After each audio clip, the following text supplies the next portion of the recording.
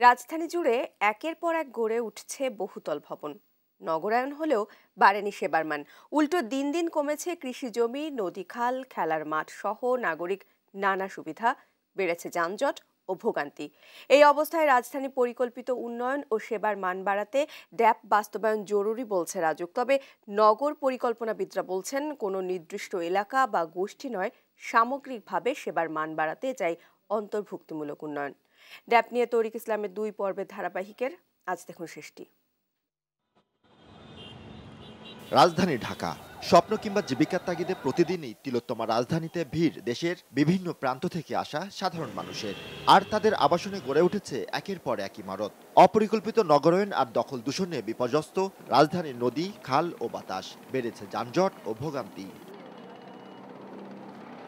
এমন অবস্থায় রাজধানীকে বসবাসযোগ্য করতেই ডিটেল এরিয়া প্ল্যান বা ড্যাব বাস্তবায়ন করছে রাজুক। জনসংখ্যা বৃদ্ধির সাথে সাথে হয়তো আবাসনের যোগান সরকারি বেসরকারিভাবে আমরা যোগান দিয়েছি, কিন্তু এর বিনিময়ে যে নাগরিক সুবিধা বৃদ্ধি করার কথা ছিল সেটা হয়তো ততভাবে আমরা ইনক্রিমেন্টালি পারি না। সেজন্য ঢাকার আজকে এই অবস্থা।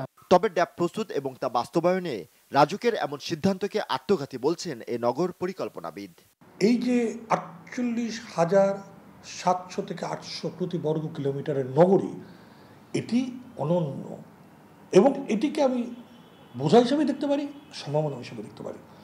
কিন্তু একে রাস্তায় রেখে এর কিয়দংশকে ঢাকাচ্যুত করে বা ঢাকায় যে জলবায়ু বৈশ্বিক উষ্ণতার যে শরণার্থী তাদের প্রবেশ গম্যতা অধিকার ক্ষুণ্ণ করে কোনো ধরনের চিন্তা আত্মঘাতী সিদ্ধান্ত।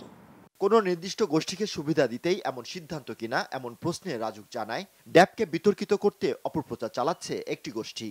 বসুন্ধরা, জলসিঁড়ি, পূর্বাচল, রাজুকের উত্তরা 3য় প্রকল্প, এসব এলাকা রাস্তার যে আয়তন আছে সেখানে স্কুল, কলেজ, হসপিটাল বা পাবলিক পার্ক বা লেকের যে জায়গাটি আছে সেই জায়গা অনুপাতে ঢাকা শহরের কোনো একটি ওয়ার্ডে আছে, অথচ ঢাকা শহরে সেই ওয়ার্ডের ফারের মান রিডিউস করা হচ্ছে শুধু একটি প্রমাণ দেখ। আমি মনে করি তাদেরই ইল মোটিভ, দে আর অলসো প্রভোকেটিং মানে some kind of against the ড্যাব এবং কারণ এখানে তাদের ব্যক্তি স্বার্থ আমি মনে করি they are involve in this process.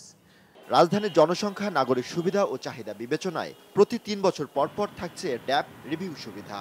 বাসযোগ্যতায় পিছিয়ে থাকা রাজধানীর শৃঙ্খলা ফেরাতে রাজুকের ডিটেল এরিয়া প্ল্যান বা ড্যাব।